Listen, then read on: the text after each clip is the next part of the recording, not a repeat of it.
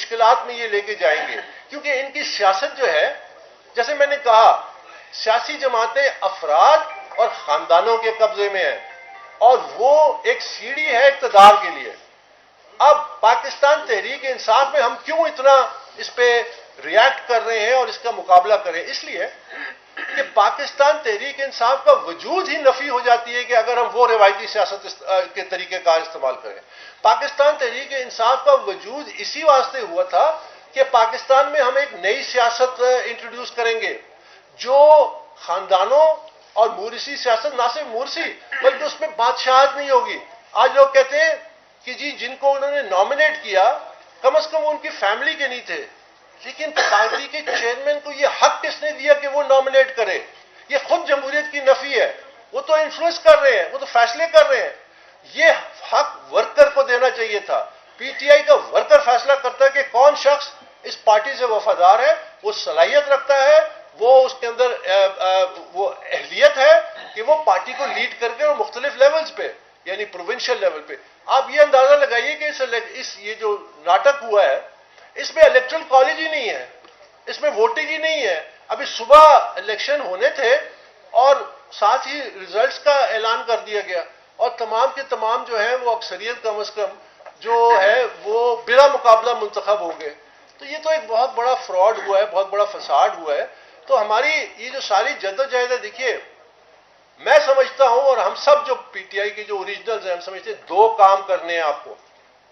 और मैं अब इदारों से मुखातिब हूं, जिस तरह इलेक्शन कमीशन हो गया, जिस तरह हमारी हायर जुडिशरी होगी, दो काम करने वाले हैं। एक, हर जमात में डेमोक्रेसी लाने के लिए जो अवेलेबल कवानीन है उनको नाफिज करें, वही आपकी लीडरशिप के मसले का हल है। दो, आप हर जमात की जो फंडिंग है उसकी स्क्रूटनी करें। हमने 8 साल लगे पाकिस्तान तहरीक इंसाफ की फंडिंग के मामलात जो हैं वो 200 पेशियां, 13 रिट पिटिशंस, उसके बावजूद 2 अगस्त 2022 को एक फैसला आया, तारीखी फैसला, जिसमें तमाम वो गैर कानूनी फंडिंग, फॉरेन कंपनीज की फंडिंग सामने आई। हम समझते हैं कि हर जमात को उससे गुजरना चाहिए। अब ये 2 महीने का अमल है, 3 महीने का अमल है। आपने स्टेट बैंक को खत लिखना है, उनके अकाउंट्स मंगवाने हैं और अकाउंट्स को कंपेयर करना है, ऑडिट रिपोर्ट्स जो वो सालाना जमा कराते हैं। इलेक्शन कमीशन ऑफ पाकिस्तान को इंतजार करने की जरूरत नहीं है। जो सुप्रीम कोर्ट का एक फैसला मौजूद है 2017 का, जिसमें इलेक्शन कमीशन को यह इख्तियार दिया गया है कि वो न सिर्फ किसी की कंप्लेंट पे और क्रेडिबल सबूत पे, बल्कि वो सुओ मोटो एक्शन ले सकती है। अब मैं आपको मिसाल देता हूं कि पाकिस्तान तहरीक इंसाफ की 5 साल की जो स्क्रूटनी हुई 2013 तक, उसमें तमाम शवाहिद सामने आ गए।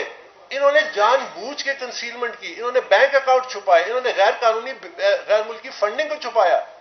ये सब सामने आने के बाद चूंकि कदगन थी 5 सालों की 2013 तक, तो अभी आइंदा के जो 5 साल थे जिसमें धरने हुए, जिसमें बहुत सारा और पैसा आया, गैर कानूनी फंडिंग हुई, जिससे पाकिस्तान की सालमियत को दांव पे लगाया गया। ये फंडिंग का मामला इंतहाई संगीन है। हम ये रिक्वेस्ट करते हैं कि जो हमारे इदारे हैं, जो आईनी इदारे हैं, वो इन मामलात का संजीदगी से नोटिस लें। आज जो पाकिस्तान तहरीक इंसाफ के वर्कर्स की फंडामेंटल राइट्स की धज्जियां उड़ाई गई हैं, उनको ट्रैम्पल किया गया है, उन पर डाका डला है, उसका नोटिस लें। हम अपने तौर पे इंशाअल्लाह इलेक्शन कमीशन में यकीनन ये हकायक रखेंगे और आने वाले दिनों में इलेक्शन कमीशन के सामने तहरीरी तौर पर ये तमाम रखेंगे और तमाम जो हम वर्कर्स हैं या फाउंडिंग मेंबर्स हैं वो उसका हिस्सा बनेंगे। फिर उसके बाद ये इलेक्शन कमीशन की जिम्मेदारी है कि वो इन शवाहिद को सामने रख के आईन और कानून के मुताबिक क्या फैसला करते हैं। लेकिन ये बहुत इंपॉर्टेंट है, हर सियासी जमात बिला तफरीक, चाहे वो पाकिस्तान पीपल्स पार्टी है, चाहे वो पाकिस्तान मुस्लिम लीग नवाज है, चाहे वो जमात इस्लामी है, चाहे वो MQM है, उनको इस छलनी उससे गुजारें। पाकिस्तान की सियासत में तब्दीली